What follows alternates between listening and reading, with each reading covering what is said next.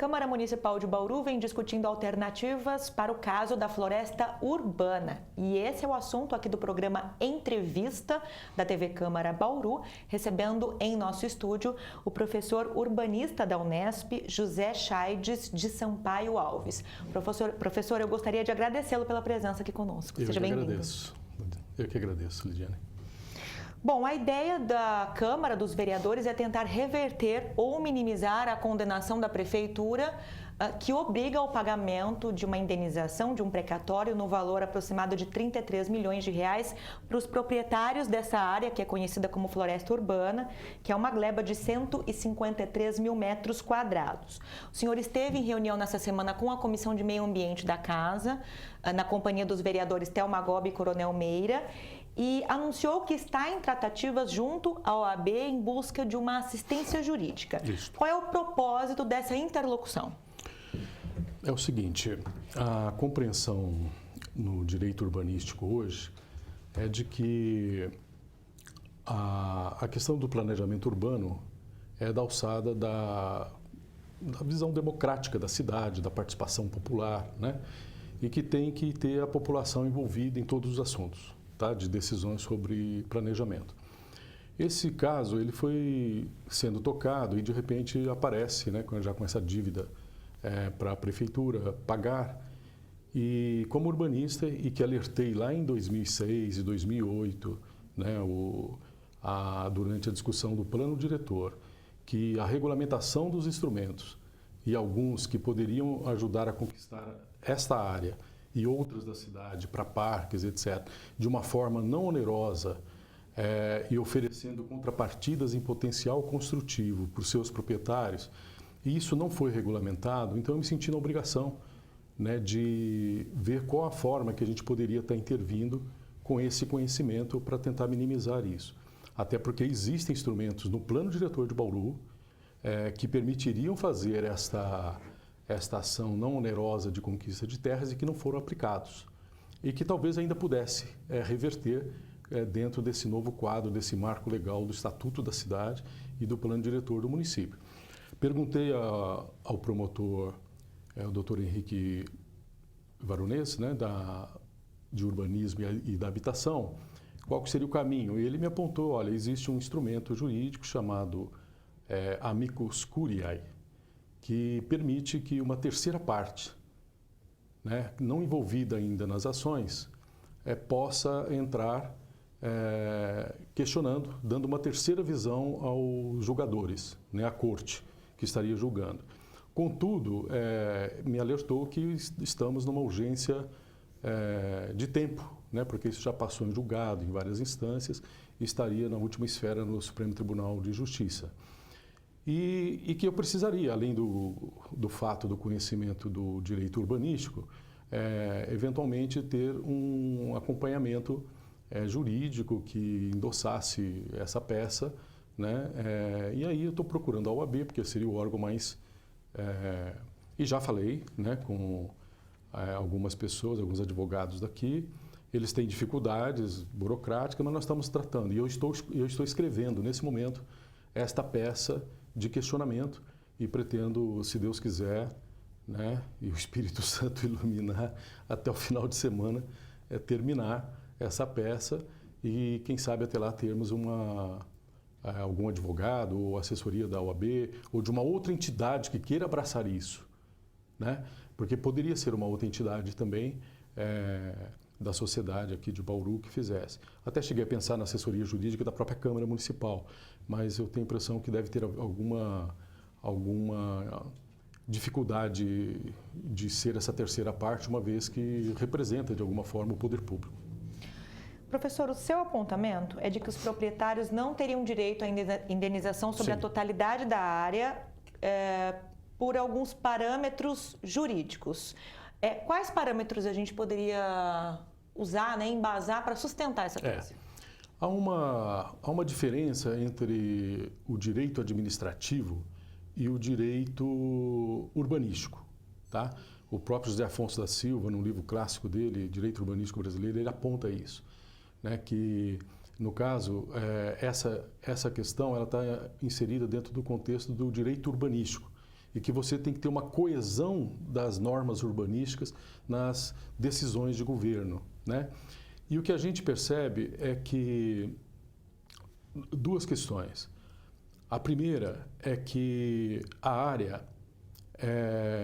na área poderia ter sido aplicado e regulamentado, e ainda pode ser regulamentado, porque não foi, os instrumentos do Estatuto que permitiriam conceder aos proprietários o potencial construtivo da área, ou em parte da própria gleba, por exemplo, na frente da Edmundo Couto, isso foi apontado lá em 2006 por nós, ou em outra área à parte, onde eles recuperassem o que eles não poderiam construir na área em outro lugar. É o instrumento chamado transferência do direito de construir. E ainda poderiam ter aplicados incentivos, por exemplo, como não vai haver um loteamento, né? Eles têm áreas que deveriam ser públicas e que não passaram por doação ao município e que eles poderiam ter como incentivos. Então, por exemplo, aquilo que não vai se realizar de ruas poderia estar agregado a esse a mais de potencial construtivo em relação à área. A outorga onerosa poderia ser ainda oferecida com custos menores para essas situações de florestas urbanas, parques urbanos, para que eles ainda utilizassem ainda mais potencial construtivo numa forma de incentivos. Então, na verdade, eu tenho hoje cálculos absolutos assim, né, de como regulamentar esses instrumentos.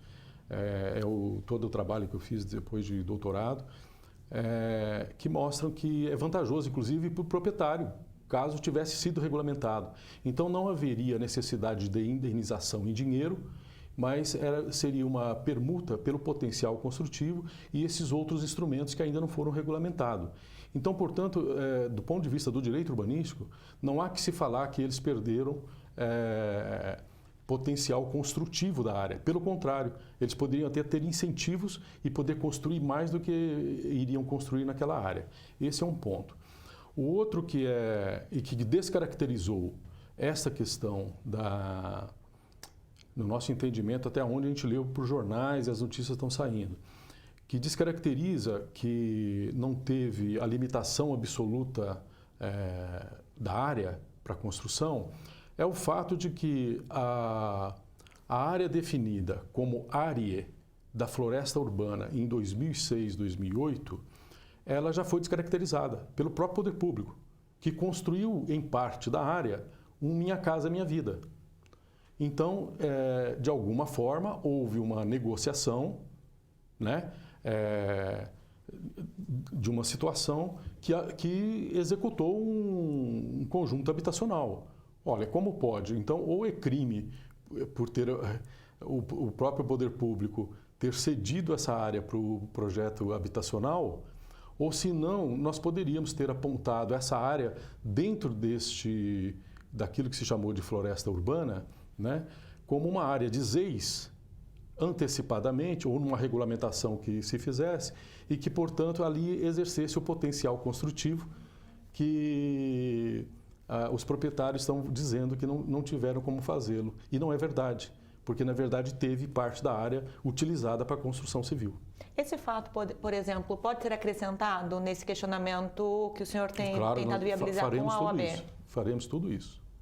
Percentualmente falando, nesse caso, se os proprietários não teriam, sob esse argumento jurídico, não teriam direito à totalidade da indenização, a indenização pela totalidade da área. Essa indenização deveria ser estipulada, e foi um número que o senhor colocou na reunião com a Comissão de Meio Ambiente, no máximo sobre 65% da área ou menos. Isso. No caso de vencido todos esses argumentos do direito urbanístico, né, que é o novo marco legal desde 2001 no Brasil, é isso que eu insisto. O problema é que nós não regulamentamos eles aqui em Bauru, e esse é um problema também, nós não regulamentamos por problemas de qualquer natureza que a administração não cumpriu, né? Então é um problema também para ser analisado, mas isso eu não quero nem entrar em detalhes aqui. Mas, se vencido isso, está equivocado os valores, né? Não só pelo custo do metro quadrado, que parece muito alto, né? E hoje tem uma notícia em jornal que o próprio arquiteto que teria feito ou concordado com o valor no primeiro momento, depois voltou atrás e corretamente teria voltado atrás, aponta que qualquer loteamento que você vai fazer de uma gleba, né, você precisa, e é tradição aqui em Bauru, desde a Lei 6766 de 79, de você doar ao município 10% de área verde, 5% de áreas institucionais, 20% de ruas, o que daria 35%. Né? Então só ficaria restando 65% que o proprietário teria direito de usufruir para a construção. E ainda mais, nós devemos acrescer, não é só os 35 que deveria vir em doação para o município, não. Você ainda tem as APPs, porque a APP, na legislação nossa, ela não é considerada área verde. Área verde, dentro do conceito de loteamentos, etc., é área de lazer. As APPs são áreas não edificantes. E a lei diz que as áreas não edificantes não podem ser construídas, que poderiam ser solicitadas pelo poder público.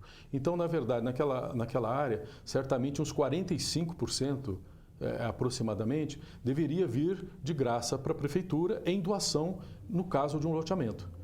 E neste caso não foi levado em conta, né, pelo que a gente viu nos parâmetros de cálculo desses valores. Agora a gente fala sobre a classificação, né? A classificação dessa área em área, que é a área de relevante interesse ecológico. Teria sido mais interessante a transformação dessa área numa APP, portanto? Que utiliza outros critérios? Não. A APP, ela está bem definida como uma área marginal aos córregos, né, e rios, e que tem legislação específica pela dimensão de córregos. Então, no caso ali, a gente poderia estar falando em 30 metros na borda do carro para as APPs. Mas teriam outros instrumentos que nós até havíamos sugerido para não gerar essa confusão, né? Porque parece mais que foi por uma questão de uma bandeira ecológica que se definiu como área, do que a necessidade propriamente absoluta. Instrumentos mais seguros, mecanismos mais seguros para a prefeitura, do ponto de vista da indenização. Que não gerariam esse passivo. Então, por exemplo, nós tivemos uma experiência riquíssima numa região dos maiores problemas ambientais e grandes avanços ambientais também, que foi a região de São Luís do Paraitinga, que é uma área do lado do parque do Núcleo Santa Virgínia, que tem áreas de amortecimento, etc., e que em todas as áreas urbanas nós adotamos, e foi uma instrução, inclusive, num debate participativo que nós tivemos com uma juíza, que ela falou: gente, você só não deixa acontecer passivos e precatórios para o futuro para a prefeitura. E aí nós aprofundamos, e ela disse o seguinte: olha, procurem legalizar e criar termos e criar o zoneamento urbano de forma que vocês não gerem a possibilidade dessas demandas jurídicas indenizatórias aos proprietários. E nós fizemos. Então, mesmo nos casos que em montanha íngreme, de mata e etc., ou você deixava um potencial construtivo muito pequeno dentro da área, para não gerar isso. Então, por exemplo, você tem regiões que é o caso, você poderia, por exemplo, permitir Minha Casa Minha Vida, como aconteceu de fato. Esse que é o problema, né? Portanto, teria sido pertinente criar, por exemplo, uma ZIRPA, Zona de Interesse de Recuperação e Proteção Paisagística e Ambiental, né?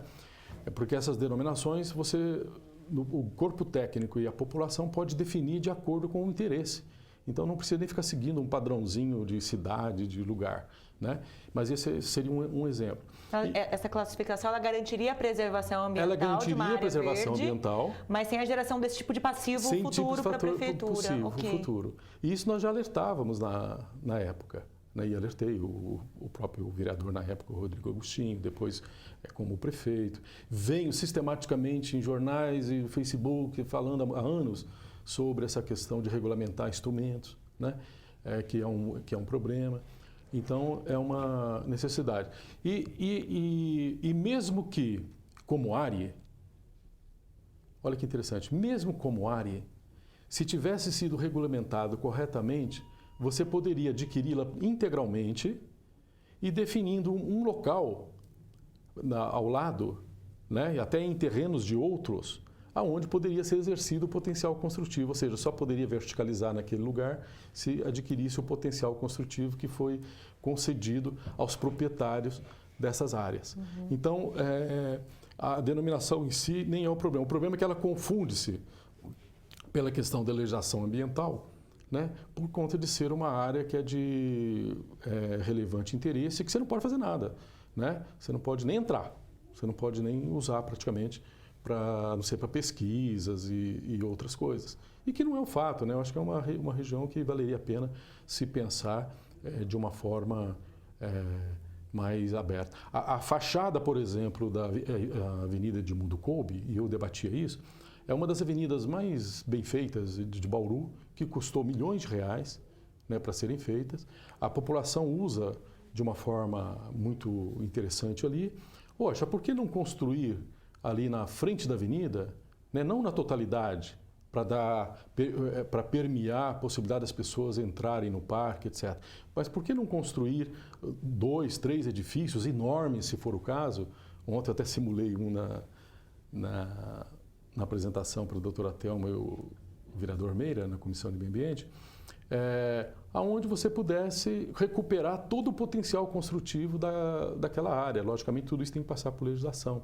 Então, se você adotar, por exemplo, que a área tivesse um coeficiente de aproveitamento 1 básico e faz o cálculo disso, se você colocar concentrado nas edificações, talvez desse um prédio aí de 30, 40 pavimentos de serviços, comércio, elevado de repente, que as pessoas entrassem, passassem numa praça, tivesse um cinema, tivesse uma área de lazer bonita, gostosa, e que fosse a entrada do parque. Quer dizer, então são questões urbanísticas e arquitetônicas que às vezes a gente perde a oportunidade de não aprofundar esses instrumentos e regulamentá-los e depois gera esses passivos.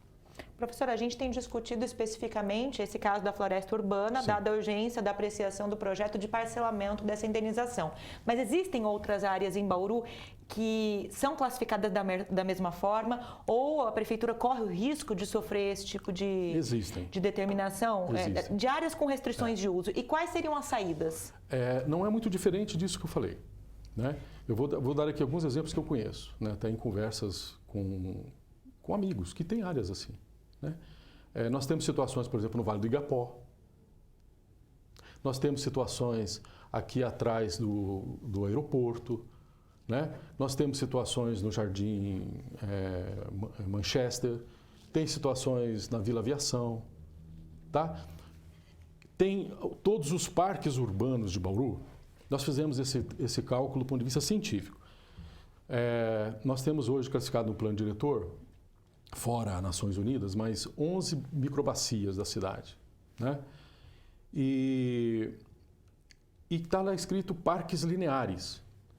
O total de áreas previstas para esses parques dá em torno de 45 vezes o tamanho dessa floresta urbana. Imagina se do ponto de vista de gestão pública, se cada prefeito que viesse com bandeira ambiental, coisa do tipo, começasse a querer fazer esses parques por desapropriação. Quantos passivos não ficaria para o município? Quer dizer, moral da história, esses parques jamais seriam feitos. Então, da mesma forma que neste caso, nós temos, através das pesquisas da universidade, com os alunos, em outras cidades, nós trabalhamos em 22 municípios fazendo planos diretores e evitando esses problemas, né? Nós temos formas de fazer esses parques em parceria com os donos, usando esses instrumentos de transferência do direito de construir, com incentivos ao uso do potencial construtivo ao lado desses parques, né, nas suas próprias terras, em parte delas, né, com a possibilidade de construir mais ainda através da outorga onerosa, fazer habitação social ao longo desse eixo, incentivando com as EIs, né? E esse conjunto de instrumentos, por exemplo, outros tombamentos históricos e tombamentos em relação ao patrimônio. Talvez as pessoas não saibam, né? Essas oportunidades são ótimas. Por exemplo, está aí a discussão do Noroeste. Eu fico lendo em jornal, me dá uma agonia, uma tristeza, Porque, na verdade, não precisa desapropriar para ajudar o Noroeste com recursos. Com esses instrumentos do Estatuto, eu demonstro para os donos do Noroeste, se estiver ouvindo, para o prefeito, se estiver ouvindo, para todo mundo, que nós podemos pegar aquela área, decretá-la, porque é uma área que é um patrimônio urbanístico, mais do que arquitetônico, porque tem mais de um edifício, são quadras inteiras, né? É um patrimônio histórico, e esse mesmo instrumento da transferência do direito de construir, se bem regulamentado, e nós temos metodologia específica para isso, você pode aplicá-lo para que, em regiões daquela região do córrego da Grama, você pudesse ceder verticalização apenas no caso, né, das empresas que comprarem o potencial construtivo que não foi totalmente utilizado pelo Noroeste para ele se manter como patrimônio histórico. É o mesmo caso, por exemplo, se a gente pegar a casinha dos pioneiros, ali na Araújo Leite, que está caindo. Se aplicar esse instrumento, os proprietários vão ter incentivos, né, não só para preservar, mas eles podem até transferir o bem para a prefeitura e receber um título, né, de potencial construtivo que eles poderiam vender para terceiros que quisessem fazer, por exemplo, um prédio verticalizado no volume que a Câmara Municipal e o prefeito definisse para cada caso. É uma metodologia e é tranquila, só não vou me estender aqui. Uhum. Professor, só para a gente finalizar a entrevista, eu gostaria de falar sobre o plano diretor participativo, sim, porque o senhor comentou na reunião com a Comissão do Meio Ambiente da Câmara que esse cenário se agravou ao longo do tempo em razão de que alguns instrumentos ou vários instrumentos estabelecidos pelo plano diretor de 2008 não terem sido regulamentados. A pergunta é, quais foram esses instrumentos, o que faltou com relação à regulamentação deles e o que deve ser revisto, o que deve ser atualizado nessa próxima revisão? Perfeito. Está para sair, né? Então, primeiro eu quero começar pelo final, sim, está para sair. E nós ficamos muito assustados quando nós lemos que a Prefeitura ia terceirizar a execução do plano. E como pessoas que vêm fazendo planos através da universidade há longo tempo, a gente diz o seguinte, olha, o plano diretor tem que entrar com essas pesquisas. Por exemplo, essas pesquisas de economia pública e regulamentação desses instrumentos, para não gerar essas dívidas todas para o futuro, deveria estar dentro dessa discussão, tá certo? E a universidade foi feita para uma universidade pública, né? Então, nós estamos defendendo que, primeiro, que a CEPLAN seja reconstruída em termos de gente com competência para poder gerir e fazer essas coisas do futuro. E a universidade teria condições de ajudar a fazer o plano, ao mesmo tempo formando essas pessoas, a prefeitura pagando as mensalidades de 6, 7, 10, quantas pessoas elas tivessem. E só isso. Esse seria o custo para a universidade fazer esse plano, como nós temos feito. As mensalidades de bolsas de estudo. De bolsas de estudo. Se isso seria o suficiente para a gente estar fazendo essas revisões com liberdade, com tranquilidade, para aprofundar o plano e não descaracterizá-lo dentro de qualquer outra ordem. Porque o plano ele tinha muitas virtudes, mas você disse, né, e a pergunta objetiva é sobre isso, não foram regulamentados os instrumentos. Apenas 2 instrumentos foram, em parte, regulamentados, né? Um deles é o WAVE, o Estudo de Impacto de Vizinhança, que a parte estrutural dele, eu inclusive participei quando eu estava no Conselho do Município, mas ele peca no termo de referência para poder cobrar os valores dos impactos, que seria a outorga onerosa, porque não tem metodologia. E nós temos uma metodologia de como aplicar aquilo corretamente. Aliás, vamos dar um curso agora, no dia 18, para os conselheiros de bairros, as pessoas que mais precisam entender esses instrumentos, na OAB, para eles entenderem esses instrumentos para ajudar a controlar esses montantes que são aplicados. Mas é simples. Então assim, foi feito o WAVE, tem a lei do WAVE, mas a parte da outorga onerosa, que seria como calcular o WAVE, não está feita. Então, ninguém sabe, os empresários não sabem, cada caso, então fica... E tem questões importantes, né? A metodologia que a gente desenvolveu através da pesquisa na universidade, ela propõe uma igualdade inicial de condições para qualquer situação de edificações. ou pelo número de pessoas que vai estar concentrado, ou pelo número de unidades habitacionais que vai estar concentrado, ou pelo número de veículos que ela gera mais de mobilidade no entorno e nas ruas ao redor, e isso define determinados valores por comparação histórica com o nosso município, né? Esse é um caso importante. Então, por exemplo, se você pensar que cada quadra de Bauru, historicamente, tem 24 casas, dá em torno de 100 pessoas. A hora que eu coloco 4 torres de 20 andares numa quadra, eu, ao invés de 24, eu aumento para 320 unidades, né?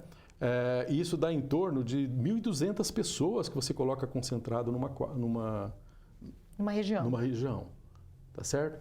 Então, olha o impacto que isso dá. E isso tem metodologia de cálculo baseado na história de cada cidade, não é um padrão para cada cidade. Mas eu não vou entrar em detalhe. O outro instrumento que foi, e que está equivocado, eu assim, gostaria muito de ajudar a Câmara a entender isso, porque é um instrumento importante, mas foi feito de uma forma também, assim, como bandeira quase também, apesar da boa vontade, na época era o vereador Roque Ferreira, que puxou a questão do IPTU progressivo. Só que aqui foi feita uma legislação do IPTU progressivo como se ela pudesse ser independente dos demais, e não pode.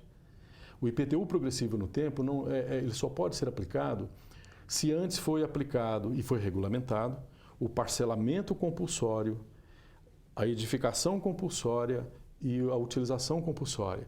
E se as pessoas não cumprirem aquilo durante 1 ano e 2 anos, só aí é que se aplica o IPTU progressivo, nos casos específicos da cidade que está truncando o desenvolvimento. Então, por exemplo, você vê edifícios aqui no centro abandonados, né? Ao mesmo tempo, você pode aplicar a transferência do direito de construir, que não está regulamentada, né? Para poder incentivar, mas por outro lado, você pode dizer o seguinte: olha, você tem 1 ano, 2 anos para dar utilização para o seu imóvel, tá?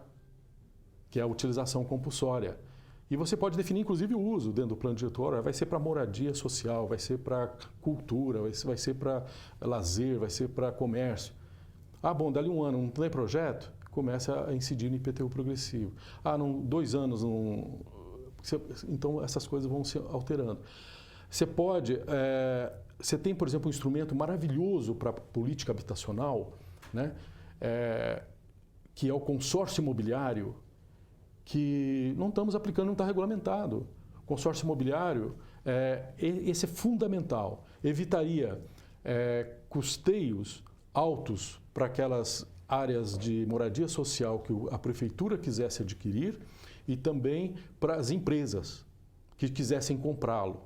Porque, na verdade, você define ZEIS, né, que é um dos instrumentos também que não está regulamentado corretamente aqui ainda do plano, Zonas Especiais de Interesse Social, e aí você aplica sobre ela o parcelamento compulsório, né, para incentivar que em 1 ano tem que ter, os proprietários têm que também estar correndo atrás para parcelar, etc., visando a moradia social.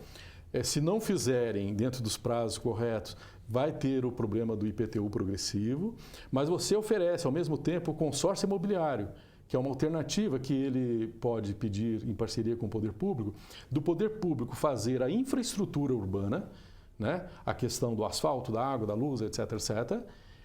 O custeio dessas obras da prefeitura, a prefeitura adquire em terra, troca com ele em terra.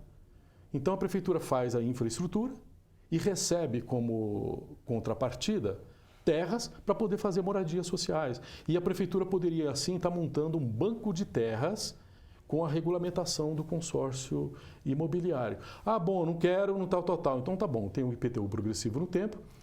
Isso, nos cálculos que a gente tem em 5 anos, ele aumenta até aproximadamente 15% da alíquota anual, quer dizer, fica quase que inviável o proprietário manter a terra.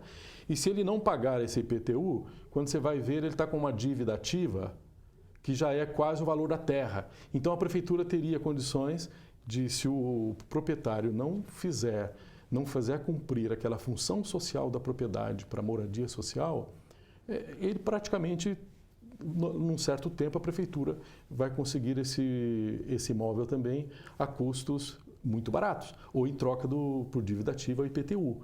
Né? E ainda tem outros instrumentos que poderiam ser aplicados sobre ele. Nada disso está regulamentado em Bauru.